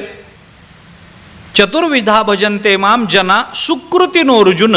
अर्जुना, ते सुकृतिनो हो, म्हणजे ते पुण्यवान लोक आहेत. भगवंताच्या संबंधातला आर्तभक्त होण्याकरताही पुण्य लागतंच, अर्थार्थी होण्याकरताही पुण्य लागतं, जिज्ञासू होण्याकरताही पुण्य लागतं. पुण्य लागतं म्हणजे काय लागतं? पुण्य कशाने मिळतं? सत्कर्माने मिळतं. मग तो सत्कर्म करणारा लागतो, याचा अर्थ तो सात्विक असावा लागतो. आर्त भक्त ही सात्विकच आहे, भले तो आर्त असू देत. अर्थार्थी भक्त ही सात्विकच आहे, भले त्याला अर्थाची अपेक्षा असू देत. जिज्ञासू भक्त ही सात्विकच आहे, भले त्याला फक्त ज्ञानाची अपेक्षा असू देत. हे तिघेही सात्विकच मानले पाहिजेत. का सात्विक मानले पाहिजेत याचं कारण सांगतो मी आपल्याला. जो देवाकडे पैशाची अपेक्षा करतोय तो सात्विक आहे, तोही सात्विकच आहे. मी आपल्याला कारण सांगतो. आर्त म्हणजे दुःख, आपण मगाशी बोलल्याप्रमाणे. काही भक्त आपल्या दुःखाच्या निवृत्ती करता भगवंताकडे जातात, काही भक्त काही लाभाकरता भगवंताकडे जातात, काही भक्त काही जाणण्याकरता भगवंताकडे जातात. आर्त, अर्थार्थी, जिज्ञासू. पण हे भक्त आहेत, तरी यांना सुकृतिनोह म्हणायचंच, तरी यांना सात्विक म्हणायचं. अरे, भगवंताकडे सुद्धा जो अर्थाची अपेक्षा करतो तोही सात्विक आहे, तोही सात्विकच आहे. का सात्विक आहे याचं कारण एका वाक्यात सांगायचं झालं तरी, जरी तो अर्थाची अपेक्षा करणारा असला तरी तो सात्विकच आहे, कारण तो फक्त भगवंताकडूनच अपेक्षा करतोय म्हणून. नाहीतर अर्थप्राप्तीचे अनेक उपाय या जगतामध्ये उपलब्ध आहेत. याच्यापैकी कुणाकडेही न जाता तो भगवंताकडेच त्याला जावं वाटलं, इथेच त्याची सात्विकता आहे. आपल्या जीवनामध्ये निर्माण झालेल्या अडचणीच्या काळामध्ये त्याला भगवंताचंच स्मरण झालं, म्हणून तो सात्विक आहे. म्हणून सुकृतिनोह हे शब्द आहेत. आर्त भक्त दुःख निवृत्ती करता जातो. काही त्याला प्राप्त होणार असेल, काही दुःख झालेलं असेल, ते दुःख दूर करणं कठीण असेल, तो देवाकडे जातो. देवा, एवढं दुःख दूर करा. याच्याकरता तो आधी काही प्रयत्न करत नाही असं नाही, प्रयत्न होतात. उदाहरण सांगायचं झालं तर भागवतामध्ये आलेलं गजेंद्र मोक्षाचं चिंतन आपण ऐका. मला विस्तारानं ती कथा सांगण्यात आत्ता तरी काही स्वारस्य नाही आहे. पण गजेंद्र तळ्यामध्ये गेला, त्या नकराने मगराने त्याचा पाय पकडला. जोपर्यंत त्याचं स्वतःचं सामर्थ्य होतं तोपर्यंत त्यांनी सुटण्याचे उपाय केले. सुटणं शक्य नाही आहे, कारण हे पाणी आहे आणि पाण्यामध्ये त्या नकराची त्याची ताकद जास्त असणार, सामर्थ्य जास्त असणार. हे जर जमिनीवर असतं तर मी त्याला पायाखाली तुडवून मारलं असतं. पण पाण्यात आहे, ज्या त्या ठिकाणी ज्याचं त्याचं स्वतंत्र सामर्थ्य असतं. हर कुत्ता अपने गली में शेर होता है. पाण्यात आहोत आता आपण काही करू शकत नाही. मग जेव्हा आपलं सामर्थ्य कमी पडतं असं त्याला जाणवलं, तेव्हा त्याने आपल्या नातेवाईकांना बोलवलं. त्याच्या पत्न्या होत्या, त्याची मुलं होती, तरुण मुलं होती, सगळे हत्ती. त्यांनी आले, त्याला धरून ओढायला लागले. त्यांनी पुष्कळ प्रयत्न केले, परंतु हा सुटत नाही, ती मगरमिठी सुटत नाही आहे. हे जेव्हा कळलं तेव्हा त्यांनी विचार केला, आपला वेळ इथं वाया घालवण्यापेक्षा याचा नाद सोडलेला बरा, कारण ते नातेवाईक होते.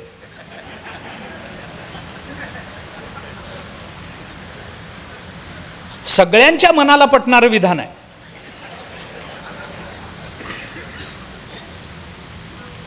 एका वेळेपर्यंत, एका मर्यादेपर्यंत त्यांनी ते मदत करण्याचा प्रयत्न केला. करत नाहीत असं म्हणणं नाहीच आहे, करतात, पण एका मर्यादेपर्यंत. आणि ते बरोबरच आहे ना. पुष्कळ प्रयत्न झाले, काही उपयोग झाला नाही. शेवटी त्यांनी त्याला सोडून दिलं. कधी ना कधीतरी वियोग होणारच होता, या निमित्तानं होत असेल तर हे प्रारब्ध आहे, सोडून द्या. जेव्हा आता नातेवाईकही आपली मदत करत नाहीत, तेव्हा मग गजेंद्राच्या लक्षात आलं की आता आपल्याला दुसरा मार्ग नाही आहे. त्याच सरोवरातलं एक कमळाचं फूल त्यांनी तिथेच होतं, ते सोंडेने तोडलं, भगवंताला तिथल्या तिथे समर्पित केलं आणि येऊन मला वाचवावं अशी प्रार्थना केली. भगवान आले, ती प्रार्थना सफल झाली. भगवंतानी त्याचा पूर्व इतिहास काय वगैरे वगैरे भागवतात बघून घ्या, मला ते सांगण्यात तात्पर्य नाही आहे. गंमत कशी असते, मनुष्य पहिल्यांदा स्वसामर्थ्यावर अवलंबून असतो, नंतर तो नातेवाईकांवर अवलंबून असतो. पण जेव्हा स्व आणि बाह्य या दोन्ही मदती अपुऱ्या वाटायला लागतात, तेव्हाच त्याला दुःखाची खरी जाणीव होते आणि त्या खऱ्या जाणीवेत त्याला भगवंताचं स्मरण होतं.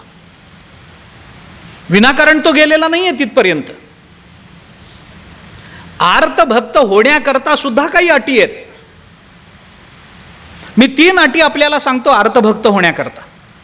याच कथानकातून आपल्याला प्राप्त होतील. 3 अटी आहेत. आम्हाला आर्तभक्त व्हायचंय का नाही हे मला आत्ता बोलायचं नाही आहे, पण आर्तभक्त म्हणल्यानंतर 3 गोष्टी त्याच्याकरता लागतात. एक, स्वतःला प्राप्त झालेल्या दुःखाची जाणीव लागते. 2, ते दुःख दूर करणं मी किंवा माझ्या संबंधातल्या कुणालाही शक्य नाही याची जाणीव लागते. आणि ते दुःख भगवंताशिवाय दूर होऊ शकत नाही याची जाणीव लागते, तर तो अर्थभक्त होईल. ज्याला स्वसामर्थ्याची जाणीव आहे, माझ्या सामर्थ्याने मी हे दुःख दूर करू शकतो असं वाटतं, तो भगवंताकडे कसा जाईल? आणि भगवंताकडे जर तो जाणार नाही तर तो आर्त काय कुठलाच भक्त होऊ शकणार नाही. भक्त हा शब्दच मुळात भगवंताशी जोडला गेलेला आहे. भक्त तोच आहे जो भगवंताचा आहे. आता भक्त हा शब्द वेगवेगळ्या अर्थाने वापरला जातो, पण ते वेगळ्या अंगाने. कुणाला कुणी भक्त म्हणावं याचं स्वातंत्र्य संविधानाने अबाधित ठेवलंय. पण भक्त हा शब्द भगवंताशी जोडला गेलेला. दुःख निर्माण होत नाही का? होतं. आपण रस्त्याने चाललो, पायामध्ये काच घुसली, दुःख होतं की नाही? होतं. आपण देवाला प्रार्थना करतो, देवा एवढी काच काढून द्या ना. देवानी विटेवरून इथं यावं, कमरेवरचे हात काढून याच्या पायाला लावावेत आणि या पायातील काच भगवंतानी काढावी. हे बरोबर आहे का? ज्या दुःखाची निवृत्ती स्वसामर्थ्याने करता येते आणि जो स्वसामर्थ्याने ते दुःख दूर करू शकतो, तो आर्तभक्त होऊ शकत नाही. एक व्यतिरेकाने सांगतो आता. एक, स्वदुःखाची जाणीव होऊन ते दुःख दूर करणं हे आपल्याकडून शक्य होणार नाही हे कळल्यानंतर परमात्मा सोडून अन्यांचं साह्य घेतो, तोही आर्तभक्त होऊ शकत नाही. दुःख व्हावं, ते दूर करणं माझ्या आणि इतरांच्या सामर्थ्याच्या बाहेरचं आहे हे कळावं आणि भगवंताशिवाय हे दुःख कोणीही दूर करू शकत नाही असा एकमेव आधार परमात्मा आहे असं वाटावं, तर तो आर्तभक्त होतो. याला सात्विक म्हणाल का नाही सांगा? जर तो राजस किंवा तामस असता तर तो भगवंताकडे गेलाच नसता. ज्या अर्थी तो भगवंताला प्रार्थना करतोय, ज्या अर्थी द्रौपदी भगवंताला प्रार्थना करते, गोविंद द्वारिका वासीन कृष्ण गोपी जनप्रिय कौरवैहि परिभूतानाम किम न जानासि केशव, हे द्रौपदी ज्या अर्थी म्हणते त्या अर्थी द्रौपदीला हे माहिती आहे की आता इथे मी किंवा माझे 5ही पती माझ्या दुःखाची निवृत्ती करू शकत नाहीत. एकमेव तो परमात्मा आहे जो माझं दुःख दूर करू शकेल. अर्थता आहे. दुःख निवृत्ती करता होणारी ती प्रार्थना आहे. उदाहरणं अनेक आहेत, पण आर्त असो, अर्थार्थी असो अथवा जिज्ञासू असो, तो दुसरीकडे जात नाही ना. भगवंताशिवाय त्याला दुसऱ्याचा आश्रय करावा वाटत नाही. इथेच त्याची सात्विकता आहे. आता तो आर्त कोण आहे, अर्थार्थी कोण आहे, आपल्याला नेहमी ऐकून माहिती आहे. ज्ञानेश्वर महाराजांनी तर स्पष्टपणाने त्या संबंधानं भाष्य केलंय. आर्त तो आरतीचेनी व्याजे, जिज्ञासू तो जाणावया लागी भजे, तिजेनी तेणे इच्छिजे अर्थसिद्धी. मग चौथी याच्या ठाई काहीच करणे नाही. तो चौथा भक्त. आर्त दुःख निवृत्ती करता भगवंताकडे जाणारा, अर्थार्थी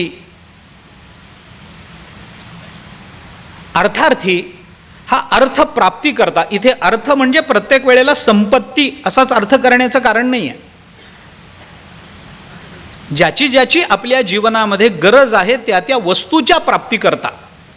संपत्ती हे एक उपलक्षणाने केलेला विचार आहे हा एक. कारण सगळे सहसा काय असतं, जीवाला लागणारे बहुतांश सर्व पदार्थ पैशाने घेता येतात. मी जीवाला असा शब्द बोललोय, हां, म्हणजे थोडंसं काटेकोर बोललोय. जीवाला लागणाऱ्या सर्व पदार्थांची प्राप्ती बहुतांश वेळेला संपत्तीने पैशाने करून घेता येते. म्हणून अर्थार्थी शब्दाचा अर्थ अर्थाची अपेक्षा असणारा, अर्थाची म्हणजे संपत्तीची अपेक्षा असणारा, एवढंच केलं जातं. यांना प्रत्येकाला काही ना काहीतरी पाहिजे, एक विशिष्ट हेतू ठेवून ते भक्त झालेले आहेत. भक्त झालेत हे मान्य आहे, भक्त झाले हे मान्य आहे. यात सात्विक भक्त कोणता, राजस भक्त कोणता, तामस भक्त कोणता, विकल्पानं पुष्कळ विचार करता येईल. पण मला आता तो करायचा नाही आहे, कारण आपल्या उद्या आणि परवाच्या सत्रात वेळेत जर हे बसवायचं असेल तर मला तो विस्तार बाजूला ठेवावा लागेल. आणि आता तो संयुक्तिकही नाही आहे, कारण तो विषयच नाही आहे आपला. आपला जो विषय आहे तो चौथ्या भक्ताच्या संबंधाने. त्याच्याकरता हे 3 आधी सांगणं महत्वाचं. हे जे 3 भक्त आहेत ते भगवंताकडे जात आहेत, भगवंताकडे याचना करतायत.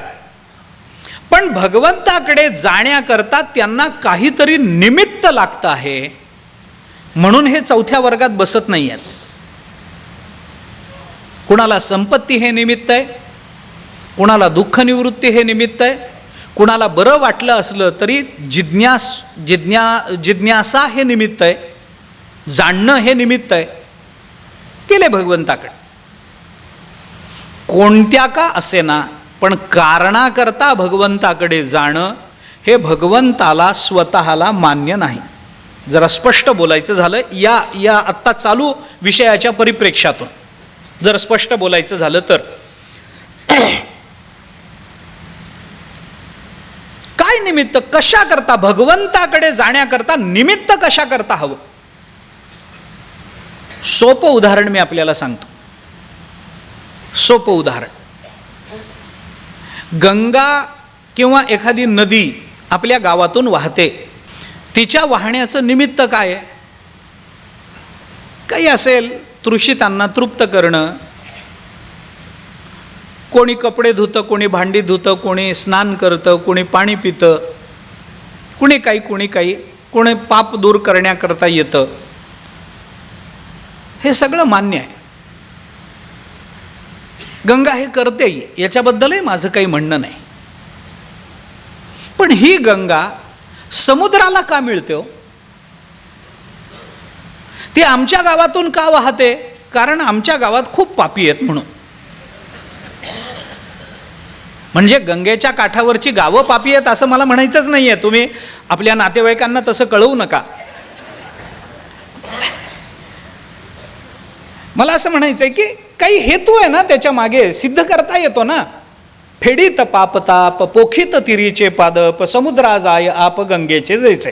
पण फेडीत पापताप याला प्रयोजन आहे, पोखित तिरीचे पादप याला प्रयोजन आहे, समुद्रा जाय आप गंगेचे याला काय प्रयोजन आहे? याला प्रयोजन काय? गंगा आमचं पाप दूर करते हे खरं असलं तरी गंगा समुद्राला का मिळते याला काय प्रयोजन आहे? काही प्रयोजन नाही आहे. म्हणूनच तिथे एकरूपता आहे. जिथे प्रयोजन राहित्य आहे तिथे एकरूपता आहे. जिथं प्रयोजन आहे तिथं अद्वैताचा शाब्दबोध असला तरी तिथं द्वैतच आहे हे मान्य केलं पाहिजे. प्रयोजन राहित्य हे अभेदाचं मूळ कारण आहे. मी तुमच्याकडे काहीतरी प्रयोजन घेऊन आलो की विषय बदलतो. आपला एखादा जवळचा मित्र रोज आपल्याकडे येऊन बसतो. काय कारण आहे? काही कारण नाही आहे, म्हणूनच तो जवळचा आहे. हे लक्षात घ्या. जो कारण घेऊन आपल्या घरी येतो तो जवळचा असूच शकत नाही. मग हे जर आपल्याला पटतं तर भगवंतानी का म्हणू नये? भगवंतानी तेच म्हटलंय, अर्थ जिज्ञासू अर्थार्थी यांच्यापेक्षा मला ज्ञानी महत्वाचा वाटतो, कारण चौथी याच्या ठाई काहीच करणे नाही. म्हणून तेषाम ज्ञानी नित्ययुक्त एक भक्तीर विशिष्यते प्रियो हि ज्ञानीनोत्यर्थम अहम सच मम प्रिय उदारा सर्व एवैते ज्ञानीत्वात्मैव मे मतम. हे माझं मत आहे. ज्ञानी आत्मा माझा. 18व्या अध्यायात दिलेलं प्रमाण. 18व्या अध्यायात भगवंतानी अर्जुनाला 7व्या अध्यायाचं स्मरण करून दिले. उभवनिया भुजा ज्ञानिया आत्मा माझा हे बोलिलो कपिध्वजा सप्तमाध्यायी. हे मी तुला 7व्या अध्यायात सांगून आलोय की ज्ञानी भक्त हा माझा आत्मा आहे. हे त्या वेळेला मी तुला बोलून आलोय. तिथं सांगितलं भगवंतानी, या ज्ञान भक्ती सहज भक्त एकवटला मज तो मीच हे केवळ तुझ श्रुतही आहे. उभवनिया भुजा ज्ञानी आत्मा माझा हे बोलिलो कपिध्वजा सप्तमाध्यायी 18व्या अध्यायात. प्रयोजन राहित्य हे परमार्थाचं बीज आहे. प्रयोजन ठेवून परमार्थ करणारा पारमार्थिक होऊ शकत नाही. त्याचा परमार्थ हे त्याच्या संसाराचं साधन आहे. माझं म्हणणं पटत असेल नसेल मी स्पष्ट बोलतो, क्षमा करा मला. पण प्रयोजन घेऊन परमार्थ करणारा जेव्हा परमार्थ करतो, परमार्थाची क्रिया करतो, तेव्हा त्याचा परमार्थ हे त्याच्या प्रपंचाचं साधन होत असतं. परमार्थ हे प्रपंचाचं साधन नाही आहे. प्रपंच हे परमार्थाचं साधन होऊ शकतं. कारण देह आहे, कारण इंद्रिय आहेत, कारण मन आहे, कारण बुद्धी आहे, मान्य आहे. पण परमार्थ हे प्रपंच सुखी करण्याचं साधन होत नाही. आणि बहुतांश वेळेला हेच सगळीकडे दिसून येतं. म्हणून मी म्हटलं मी स्पष्ट बोलतो, मला क्षमा करा. आपण हे बोलण्याचा तशा अर्थाने माझा अधिकारही नाही आहे.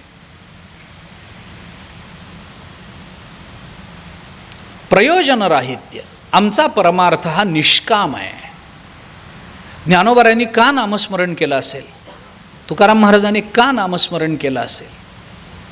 का भगवंताची उपासना केली असेल? असं काय त्यांना मिळवावं वाटलं होतं? तुकाराम महाराजांनी म्हटलंय, थुंकोनिया मानदंभे करीतो कीर्तन.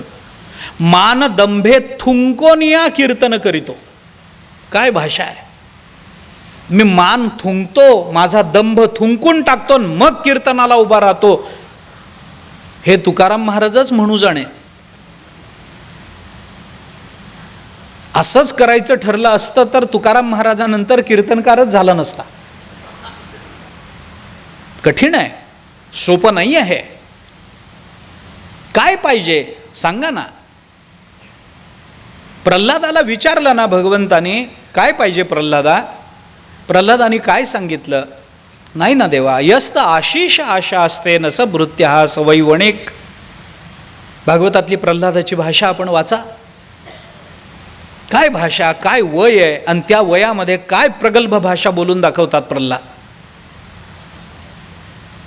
भगवान प्रकट झाले, प्रल्हादा करता प्रकट झाले. प्रल्हादानी बोलवलं नव्हतं, देवा या मला वाचवा.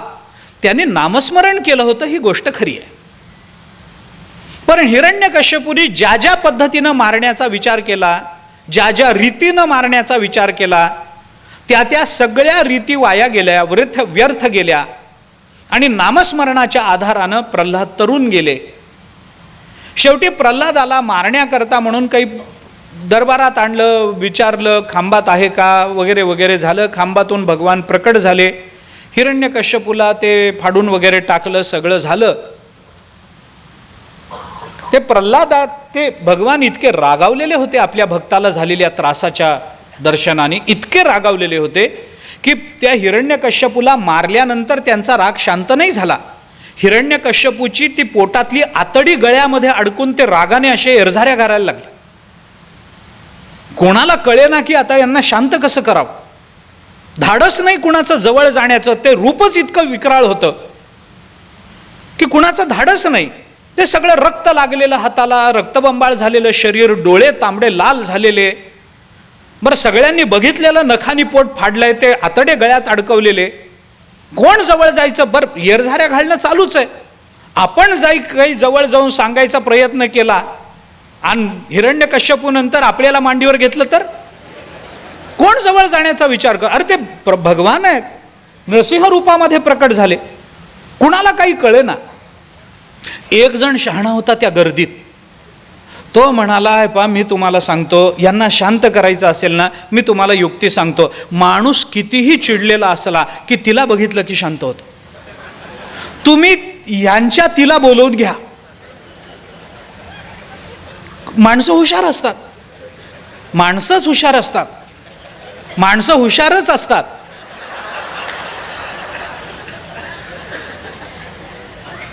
एकाने दिली ही युक्ती. बोलवलं लक्ष्मी मातेला. लक्ष्मी माता आल्या, त्याने मला कशाला बोलवा? म्हणे तुमच्या यांना शांत करा. त्यांनी बघितलं हे रूप, अरे बापरे, हे यांच्या जवळ जाण्याचं धाडस माझं नाही. ते म्हणाली हे आमचे नाहीच आहेत. कोण आहेत कोणाला माहिती. मी ज्यांची सेवा करते ते फार सोजवळ आहेत, ते शेषशाही आहेत. हे आमचे नाहीत. हे कोण आहेत मला माहित नाही. मग एक जण हुशार होता. तो म्हणाला, हे पा उगेच आपण या भानगडीत पडू नये. ज्याच्या करता आलेत त्याचा तो पाहून घेईल. मग प्रल्हादाला पुढं केलं. प्रल्हादानी स्तुती केली आणि मग भगवान शांत झाले. प्रल्हादाला मांडीवर घेतलं आणि मांडीवर घेऊन प्रल्हादाला त्या सिंहासनावर बसले आणि प्रल्हादाला विचारलं, प्रल्हादा मी तुझ्या करता आलो ना, आता माझं काम झालं, तुझंही काम झालं, तुला मी आता सिंहासनावर बसवलंय, आता माझं काम झालं, मी इथून जाणार आहे, तुला काही हवं आहे का? प्रल्हाद म्हणाले, काही नको देवा, काही हवं असेल तर मागून घे, मी पुन्हा पुन्हा भेटत नाही. नाही खरंच नको, तुमचं दर्शन झालं, काय पाहिजे अजून?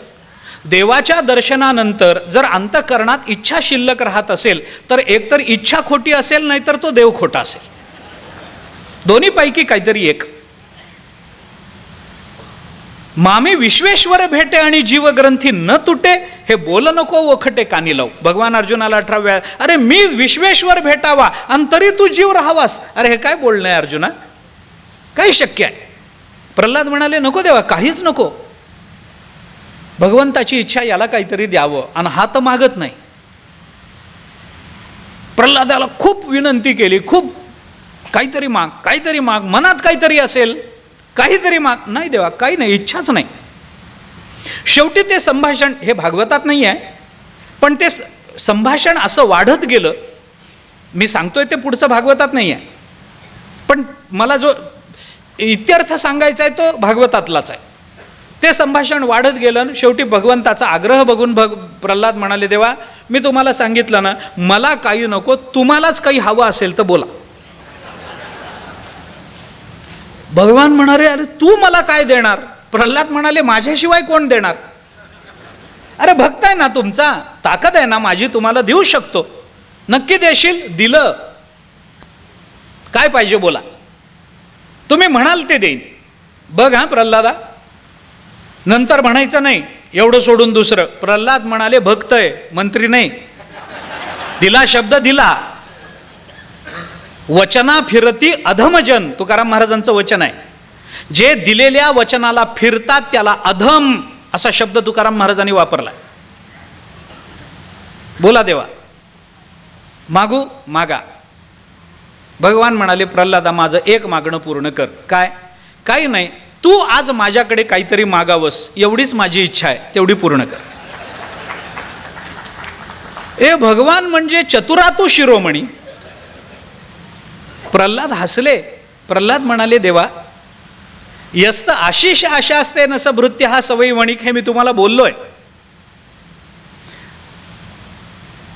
तुमच्यावर प्रेम करून तुमच्याकरता तुमच्याकडे जर काही मागायचं असेल आणि तुमच्याकडून काहीतरी मिळावं म्हणून तुमच्यावर प्रेम करायचं असेल तर तो प्रेम करणारा तुमचा भक्त होऊ शकत नाही, तुमचा व्यापार करणारा व्यापारी येतो. तो तुम्हाला प्रेम देतो आणि त्याच्या मोबदल्यात तुमच्याकडून काहीतरी प्रापंचिक काढून घेतो. हा व्यापारी झाला देवा, तो भक्त नाही. नसा भृत्य हा, तो भक्त होऊच शकत नाही. सवय वणिक, तो तुमचा व्यापारी आहे. हे बोललो देवा, तरी तुम्ही मला शब्दात पकडता. ए पा, मी म्हटलं होतं का तुला मला काहीतरी दे म्हणून? तू म्हणाला स्वतःच्या जिम्मेदारीवर तुम्हालाच काही पाहिजे असलं तर मागा म्हणून. प्रौढीवादात गेलास कशाला? आता मागितलंय तर पूर्ण कर. ठीक आहे.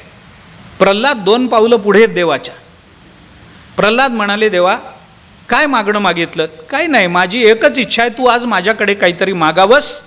तुझी कोणती तरी इच्छा मी पूर्ण करावी, एवढीच माझी इच्छा आहे. बोल आता काय तुला इच्छा काय? प्रल्हाद म्हणाले, मग मागतो देवा. प्रल्हाद म्हणाले, देवा माझी एकच इच्छा आहे की माझ्या मनामध्ये कोणती इच्छाच निर्माण होऊ नये.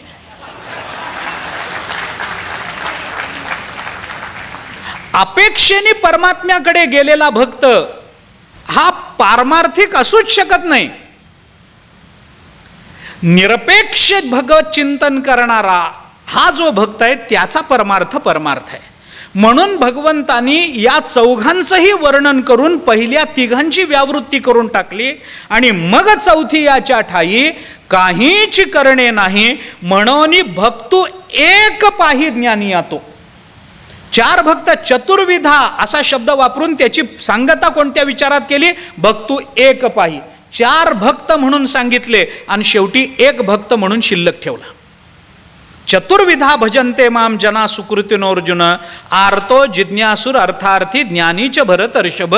पण याच्यातला खरा भक्त कोण? भक्त एक पाही ज्ञानी यातो.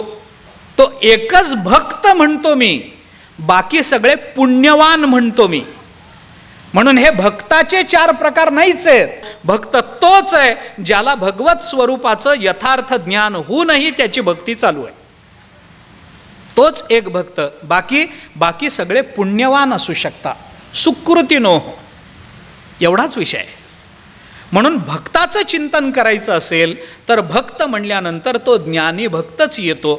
अशा ज्ञानी भक्ताकरता भगवंतानी अनेक शब्द गीतेमध्ये वापरलेले दिसून येतात. ते कोणते शब्द आहेत, काय आहेत याचा विचार नंतर करू आपण. पण असा ज्ञानी भक्त भगवंताला अपेक्षित आहे. तो कोण आहे हे सांगताना भगवंतानी मग तेषां त्या चौघांमध्ये ज्ञानी नित्ययुक्त एकभक्तिर्विशिष्यते प्रियो हि ज्ञानिनोत्यर्थम अहम सच मम प्रियाः हे बोलून दाखवलं. मग उदारा सर्व एवैते, सगळेच चांगलेत. सर्व एवैते, सर्व हा उदार हा, सर्व उदार हा, सगळेच उदार आहेत. मी असं म्हणत नाही, सगळेच उदार शब्दाचा इथला अर्थ चांगले, उत्कृष्ट या अर्थाने उदार शब्द आहेत. हे चौघच्या चौघही उत्कृष्ट आहेत, माझं काही म्हणणं नाही. पण ज्ञानी हा जो आहे ना तो केवळ माझा आत्माच आहे. म्हणजे त्याला जर काढून टाकलं तर मी राहत नाही या अर्थाने. तो माझा आत्मा आहे. उदारा सर्व एवैते ज्ञानीत्वात्मैव मे मत, माझं मत असं आहे. हे मी असं समजतो की तो ज्ञानी माझा आत्मा आहे. ज्ञानीत्वात्मैव मे मतम. ब्रह्मस्वरूपाचं त्याला यथार्थ ज्ञान आहे आणि ज्ञान असूनही तो माझी भक्ती करतो, तो मला प्राप्त झालेला आहे. मग अशी प्राप्ती कधी होईल? असा भक्त कुठे भेटेल? भगवान सांगतात, बहुनाम जन्मनाम अंते ज्ञानवान माम प्रपद्यते वासुदेव सर्वमिती स महात्मा सुदुर्लभ. असा महात्मा अत्यंत दुर्लभ आहे. महाभारताने म्हटलंय, कार्यापेक्षाही वर्तन्ते भावस्निग्धा सुदुर्लभा. कार्याच्या अपेक्षेनं प्रेम करणारे खूप भेटतात, पण भावस्निग्ध असणारा अत्यंत दुर्लभ असतो, ज्याला आपल्याकडून कशाचीही अपेक्षा नसते. ज्ञानोबारांना कशाची, मी गंमत म्हणून सांगतो, 9,000 ओव्या आपल्या पदरात टाकून त्यांनी 1 रुपयाची तरी मागणी केली का? कॉपीराईट. 4,000 अभंग आपल्या पदरात टाकून तुकोबारायांनी असं एकाही अभंगामध्ये म्हटलं नाही की तुम्ही रोज कीर्तन करून माझ्या नावावर पाकिटे मिळवता, एखादं तरी पाकिट देहूला पाठवा. कॉपीराईट नाही ना. ना जगाकडून अपेक्षा ना स्वतःकडून अपेक्षा, ना परिजनांकडून अपेक्षा, ना विद्वानांकडून अपेक्षा, ना भगवंताकडून अपेक्षा. अनपेक्ष शुचिर्दक्ष उदासीनो गतव्यतः सर्व आरंभ परित्यागी यो मद्भक्त समे प्रिया. जयाच्या ठाई पांडवा अपेक्षे नाही रिगावा, सुखासी चढावा जयाचे असणे. ज्ञानोबराय बोलतात, अपेक्षे नाही रिगावा. त्याच्या अंतःकरणामधली अपेक्षा निघून जात नाही. अपेक्षे रिगावाच नाही, अपेक्षा प्रवेशच करत नाही तर निघून जाण्याचा काय प्रश्न आहे. बारीक बोलतात ज्ञानोबराय. आणि असा भक्त अत्यंत दुर्लभ आहे. मग कोण आहे असा भक्त, कसा असतो? ज्ञानोबराय त्याच्यावर आपल्याला एवढाच विषय, आपल्याला विषय एवढाच आहे, स महात्मा सुदुर्लभा. ज्ञानोबराय त्याच्यावर भाष्य करताना म्हणतात, हा जो दुर्लभ असणारा भक्त आहे ना, तो दुर्लभ का आहे? तो कुठे दिसत नाही, एका जागी बसून असतो म्हणून तो दुर्लभ नसतो. आपल्याला भेटणारा, नेहमी भेटणारा एखादा मनुष्य 8-10 दिवसामध्ये भेटला नाही, घरामध्ये बसून राहिला, तर आपण काय म्हणतो, फारच दुर्लभ झाले तुम्ही. अरे दुर्लभ कशाचा? तो घरी बसलाय, त्याला दुर्लभ म्हणत नाहीत. तो आपल्याला भेटत नाही म्हणून दुर्लभ नाही आहे. त्याचं दुर्लभत्व कोणत्या कारणाने हे लक्षात घेतलं पाहिजे. ज्ञानोबराय म्हणतात, हे समस्त ही श्री वासुदेव ऐसा प्रतिती रसाचा ओतला भाव, तो म्हणून भक्ता माझी रावो ज्ञानिया तोची. जो भक्त आहे तोच ज्ञानी आहे, जो ज्ञानी आहे तोच भक्त आहे. ज्ञानी भक्त असणं शक्य आहे का भक्त ज्ञानी असणं शक्य आहे, याचा विचार करा. ज्ञानोबरायांनी चिंतन करताना भक्ता माझी रावो ज्ञानी तो असं म्हटलं. तो भक्ताचा राजा आहे आणि ज्ञानीही तोच आहे. जो ज्ञानी आहे तोच भक्त आहे असं ज्ञानोबरायांनी म्हटलेलं नाही, हे लक्षात घ्या. याच्यातलं काय फरक, काय याच्यातला, या विषयामध्ये काय स्वारस्य आहे, याचा अजूनही थोडासा विचार आपल्याला करायचा आहे. आपण विषयाला स्पर्श केला आहे, विषयामध्ये आत्ता प्रवेश केला आहे. असा भक्त कोण आहे, काय करतो? तो बहुनाम जन्मनाम अंते त्याला हे सगळं मिळतं. ते बहुजन्माच्या अंती त्याला जे ज्ञान प्राप्त होतं, ते ज्ञान मिळूनही त्याला वासुदेवाची भक्ती करावी वाटते. हे कोणत्या कारणाने, कसं, याचा अजूनही थोडासा विचार करायचा आहे. आत्ता फक्त वेळ संपली म्हणून इथे थांबतो. उद्या 6 वाजता आपण पुन्हा भेटू. त्यावेळेला या विषयाची पुन्हा चर्चा करू, पुन्हा त्याचं निरूपण करण्याचा थोडासा प्रयत्न करतो. आत्ता इथे थांबतो. जिथे संपदेला असे थोर मान, जणू वैभवाचे सजे शिल्प छान. सुवर्णाची या ग्राहका नम्र राहे, असे सर्व भूमंडळी एक आहे. गणेश रामचंद्र आपटे, मंगळवार पेठ आणि लकी चौक. आणि आता नव्या अलंकारांसह नवे दालन, रामकुटी 7 रस्ता सोलापूर. गणेश रामचंद्र आपटे.